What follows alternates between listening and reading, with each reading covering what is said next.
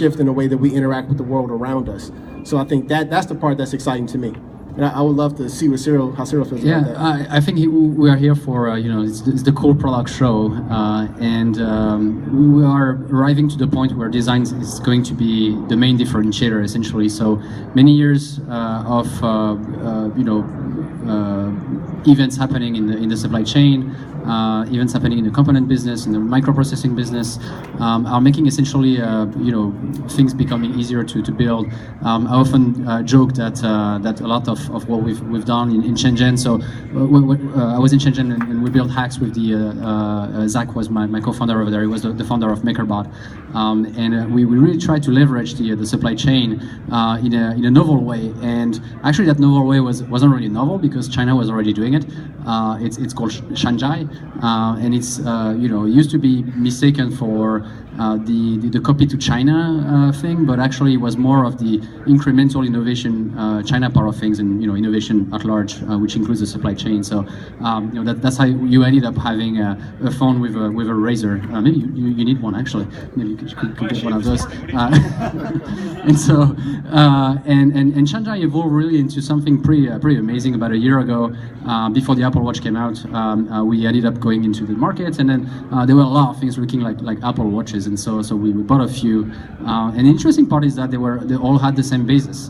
Essentially, they were all the same design, loosely based on the Apple Watch. But the most interesting part was, from the inside, it was not a smartwatch. It had a camera in it. It had even an FM radio. It had all kinds of stuff that were not necessarily relevant. But what happened over there was that the price of retail was actually $49 for that thing, which was just mind blowing that you could actually get to some kind of retail, obviously from within the markets, but still extremely cheap product. And so where it's going? Well, Chris Anderson just about a year ago we're together at MakerCon, and he was like, well, before you had 6 years to build a startup, nowadays you have just 6 months, because it's not only about it's not about China, it's about just the entire international and corporation world that makes things go faster and faster, which means that things are getting commoditized a lot faster and becoming a lot cheaper, which will impact the business model. But I think you'll have two ranges of products in the very near future. Those which are just $49 or $99, and that will be tied up to a new business model. And you see a lot of things happening in the Amazon world. And then the rest will have to differentiate with design at large. So we'll see a new wave, I think, for designers, which we've seen in websites in a way. So that's just what's coming. I want to jump back to Jason's point about democratizing for creators, right? Like at the end of the day, a lot of people here, students of the GSB, I love that you guys call it the GSB, just total side point, right? Like okay, you guys are all students of the GSB, not to be confused with a GSB or the other GSB. You guys are at the GSB. But how many people have experience building product before they joined the GSB, right? So that's a small group. And the beauty of it is that there's nothing stopping all the people who did not raise your hands from actually going out and trying to get a prototype built, because the tools that are out there used to be relegated to people with 4-year degrees or sometimes master's degrees or experience, and you had to apprentice in a machine shop to learn how to use the equipment to be able to make a basic product. And we can thank a lot of people on the software side for making those tools significantly easier to use, but we also have a lot of people, we can thank Zach at MakerBot for actually opening people's eyes to additive manufacturing. We also have guys like Shaper who are back here, who are basically taking the world of CNC milling and putting it into a hand tool. And that hand tool, people who know about CNC, when you say handheld CNC, they look at you like you're insane. They're like, that's just not even possible. And then you see that it's possible. I met the founding team from Shaper while they were students at MIT, and as students they were able to build it because for them, the accessibility to create a product was democratized. And now the product that they're creating, this is very meta, the product they're creating is now democratizing the ability for other people. And the best part is one of the first videos that was posted on YouTube was a machinist who used the Shaper tool to fix his 30-year-old CNC Bridgeport. And he was like, my old CNC mill is broken and it needs some parts made, and I'm gonna make them using this new fangled modern handheld CNC. But now anyone who wants to build something, it's entirely about your desire to build it, and it's democratizing that access. And that's why we get very excited about startups right now, because we're seeing more and more of them, not because it's new and it's hot and it's the trendy thing to do, but because people who have wanted to create things for years and years and years could not. And now they can, and you can do it for just a couple $1,000,000 or even a couple $1,000. And I think that to me is exciting when you look at, just straight back to your point, it was like design was something that was relegated to an elite class, and creation was tied right to it, right? Like you had to apprentice for years to become an artisan, to learn how to become a woodworker. It wasn't a hobby. Hobbies didn't really exist until the tools were democratized. So that's amazing. I think that we definitely believe that the ability to do these things has been democratized. So with two of your investors in start hardware startups, how do you see the investment model for VCs and hardware working? Because it's not software, right? It still has a variable cost distributed to each model you create. How does that actually work in a venture model? Yeah, so things got a little bit better, I guess, over time. It was a no man's land about 5 years ago, apart from some crazy folks who bet on Fitbit, for example. But even GoPro couldn't manage to secure any financing for a long time, or and especially not from VCs. Eventually, they made a round with Foxconn and just went public. There's been a lot of defiance on that front. It got a little bit better, I think, over the past few years, but it's still difficult to task to do. And the main point is when are you supposed to fundraise? Essentially, extremely early stage. After crowdfunding, after you get to market, there is a lot of data points in hardware which are somewhat more brutal than the software side, and don't necessarily can be read differently. And we do a lot of Kickstarter campaigns. We've done 60 of them. We average about $450,000 on each of them. But investors will read different things, and most of the time they'll think that actually doing $1 million Kickstarter is a good sign. But it's not necessarily true, as much as doing 100K is a bad sign. So there is still a lot of education that needs to be done there.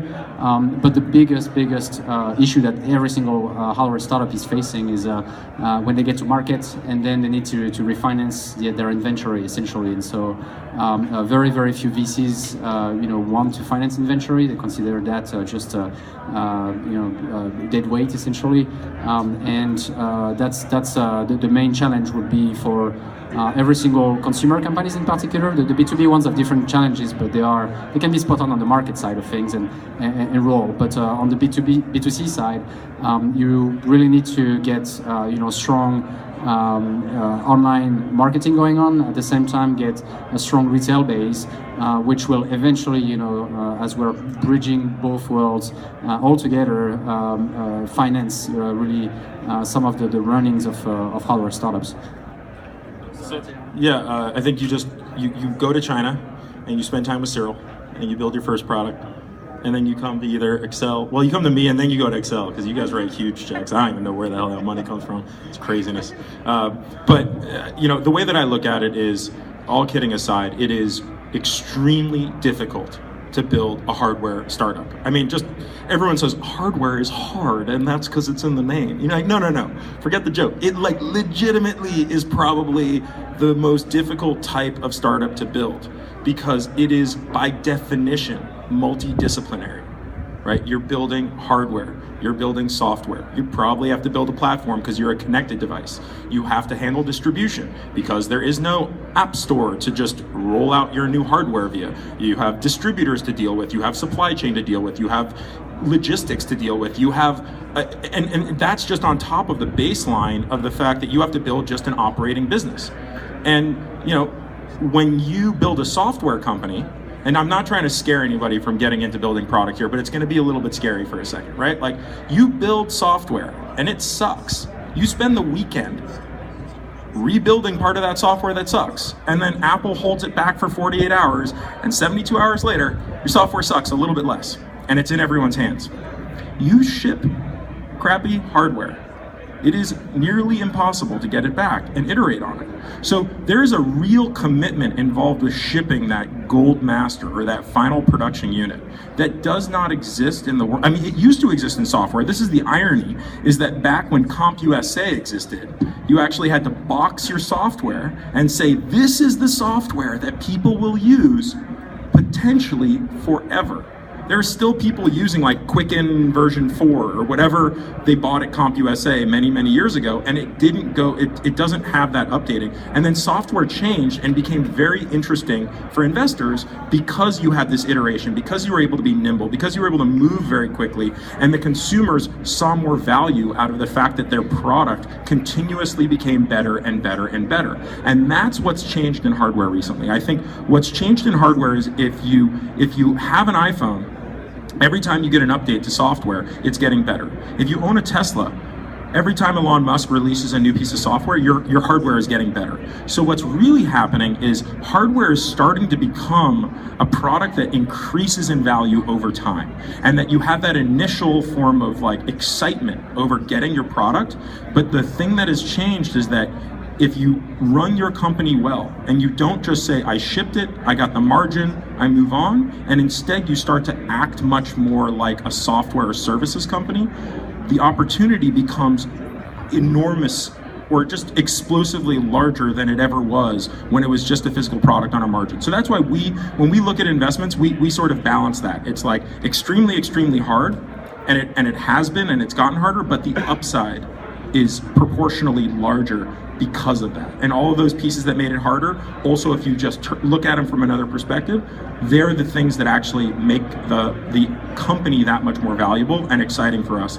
And if it wasn't a challenge, I mean, at a minimum, we're willing to commit to a space because we're asking entrepreneurs to commit to a single company. The least we can do is commit to that domain. And I think, you know, the key to like shill a little bit, like finding people who are focused on hardware to help you in your earliest stages is an acknowledgement of you understand how hard it's going to be, and that's why you look for people to surround yourself with who are going to help you get over those hurdles and help you get through those milestones. That's what I mean, but I get super excited about it, clearly.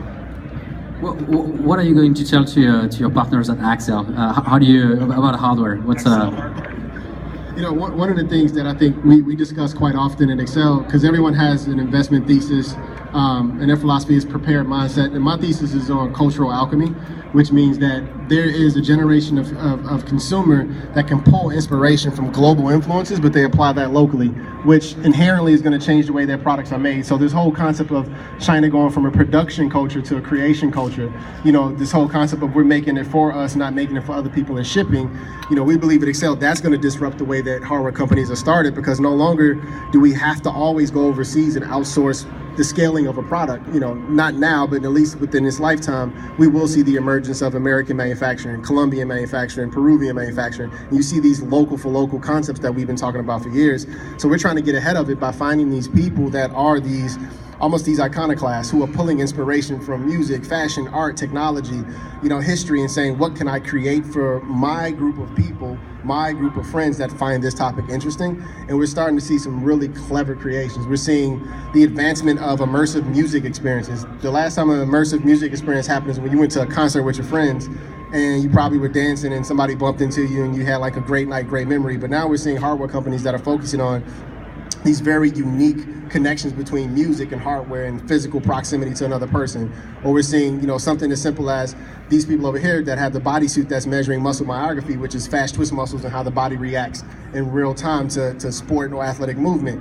That's something we talked about 15 years ago as a holy grail for how do you improve athletics. But now they can just make it. They don't have to get a biomechanist and a kinesiologist and a physiologist. They can just get a few people with an idea together and prove out the concept. So for us, I think we see a shift towards being locally driven, small batch, high quality production, but also culturally relevant technologies and services that appeal to a smaller demographic but a more loyal demographic. I've got another question for you, actually. So obviously you've built products which went international from day one. And actually, when you launch a Kickstarter, the typical campaign is about 50% North America and 50% rest of the world. How do you think, from a hardware product standpoint, about design? Essentially, does it have to change? Is the change enough for software, or what do you think a hardware company should do on the design front when it creates those international markets from day one? That's a great question. I would say, when you think about designing for global, you have to think about, there's several things that I think are applicable or transferable from sport. So every culture has a form of competition. In Western culture, our competition is very overt. We're very aggressive. We're very direct with how we compete. We're also very direct with how we celebrate. So when you're designing for global hardware, a lot of times people want to put the product on display, especially if it's a high cost product. I want to show it off to my friends, and you have to ask yourself, if I show it off, what attributes are culturally appropriate? So color, form, shape, these things all play off of people's cultural understanding. Second, you have to think about feminine and masculine forms. There are certain cultures where when you design certain products, it appeals to them because historically they have more feminine characters in their letters or feminine characters in the way they do art. And so there's all these different unique cultural nuances that have to be taken into account. You see it a lot in footwear, where the mindset of making a product for different genders was always just change the color. And that was the old way of doing things. Make it pink and make it small and we can sell it. That is absolutely ridiculous. Well, we after the research, and we really empirically proved that no, there are certain biomechanical features, there are certain cultural understandings that we need to consider when we're doing a shoe for Brazil for women distance runners. It isn't just color, it's a lot of different things we have to think about. So I would say beyond the hardware functionality, think about the intentionality, the why. Why would a person buy this? Why would they share it with another person? And how would they describe this to someone else to convince them that this is a product that they need? So it's more emotional than it is functional. So, Avidan, when you invest in a company, do you care that they have an international appeal, that they will actually spend time first on the US market, or spend time localizing, or look for avenues internationally, or what do you have in mind? So I think we want people to be focused on the market they believe they can own first, right? So if somebody walks in, I think a great example is print. We both invested. Actually, the story is I was on my honeymoon in China, and I knew that Cyril was less than an hour away. And I was like, I told my wife, I said, I'm sorry, honey, I gotta take a day off from the honeymoon and take the train to Shenzhen to go see Cyril and his companies. And she looked at me and she said, well, I'm coming with you. And I was like, that's why I married you. That's awesome. And we went, and it was a team of French entrepreneurs who had moved to China and we're building a Polaroid printing iPhone case that actually prints out video. I can't really describe it, so if you want to check them out, they're here.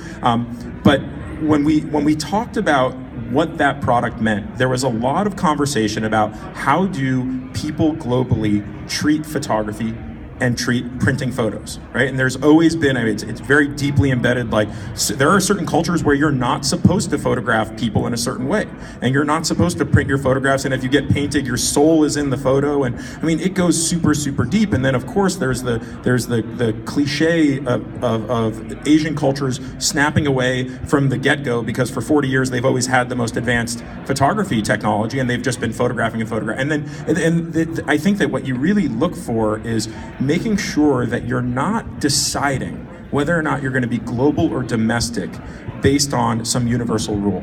But instead, look at your product, look at the market, and say, let's make sure we're focused in a place that we can succeed.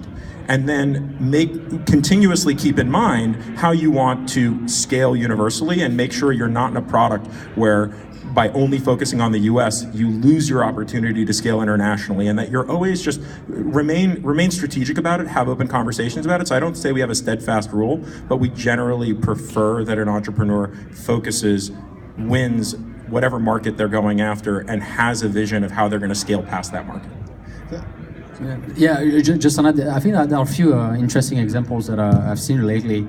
And sometimes it's about actually companies stumbling upon markets. There are two I have in mind. One is it's called Gyraptic, and they do a 360-degree camera, which did about $1.5 million on Kickstarter. Also French, French are amazing. Most of the Kickstarter, actually 40% of the Kickstarter was, and their user base was surprisingly coming from Japan, or unsurprisingly in many ways. But that means that it requires a particular attention from day one. But maybe a more striking example is Misfit, which had that little shiny Fitbit type tracker, which I think didn't get much traction in the US, but their first two markets were Russia and China. And eventually China took over so much that 60% of the revenue was coming from China for X, Y, and Z reason. It just looked cool, and the Chinese, we'll have to ask Sony, but the Chinese market just resonated a lot more with having a cool-looking tracker versus a Fitbit, which didn't even enter the market. They went to Japan instead. So yeah, there are lots of you have to keep your eyes open. Eventually, they raised money from China, right? And GGV. And worked, I think, with Xiaomi and whatnot as well, and got sold for $260 million to Fossil after a ride of 4 or 5 years. So not too shabby. So I have a question for both of you guys around. A lot of things that people discuss when they talk about hardware focus on the physical product itself instead of the kind of the infrastructure and the supply chain. So I want to dig a little bit deeper and ask your perspective on where we're headed in terms of a lot of the trade agreements that we don't really know about, like TPP, for example. Could be a huge impact to the way hardware is created, products in general, how they're manufactured. And also, where do you see the future of IP happening in hardware, since a lot of these products are supposed to be more in the IoT space and communicating broader? Do you see a shift towards investing in companies that have more open platforms for hardware, and also, like I mentioned, the trade agreement piece? There's so many elements that are extremely interesting there. I would say we have a very fundamental belief that supply chain and manufacturing is inherently going to change through automation. Right? Today we have several investments, and I won't jump into them, but basically we believe in what's called flexible manufacturing. The idea that you can do small run manufacturing with low capital costs and no trade-off on quality by having autonomous manufacturing, production of units, of components, of assembly, of distribution, and all of it can be relatively autonomous. So you can do a 100-unit run, a 1,000-unit run, or a 10-unit run, and it kind of doesn't matter because there's no humans involved, there's no setup involved. It's entirely done by computer systems.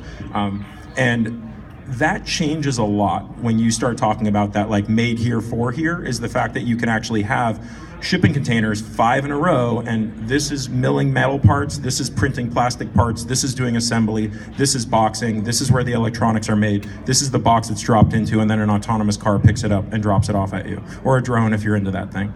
But yeah, or dispatch, right? I mean, that's the autonomous car that's going to drop off packages, right? That's exactly what they're doing. And I think that changes a lot of sort of how manufacturing happens and how the supply chain happens. But I think your question about IP is a very interesting one, because basically we've gotten to a point where everyone assumed that China just is disrespecting IP and creating knockoffs. But everyone said, but our quality is better because we know how to write great software and we know design. Guess what? So does China. And the Chinese are not ripping off. And if you actually look at the Chinese process, they're far more open with the way things happen. The reason why all these Apple Watches were released all at the same time is because the manufacturer who made the Apple Watch said, IP, there's no such thing as IP. It's called speed and price and execution. You don't get protected because you filled out a form, right? You got to be able to build and innovate and move faster than everyone else. So we actually have Particle is a great example of someone in the world of open source platforms built on the idea that the core of your product is not what you should be holding tight and protecting. Because if you think that the law is what's going to keep you successful, then you're probably not innovating hard enough. You're probably not moving fast enough. And it's easy to say, I mean, we still want people to have, the protections from patent trolls and what have you, but I think IP, speed is the new IP, and design is the new IP, and what is unique to your team and your abilities, that's how you protect your product line. That's my belief, right? Excellent. Well, I'm going to stop us right there, get us out of the sun before we melt. But thanks a lot. That was an amazing bit of insight. Thanks to everyone who showed up. And back to the expo floor in the shade.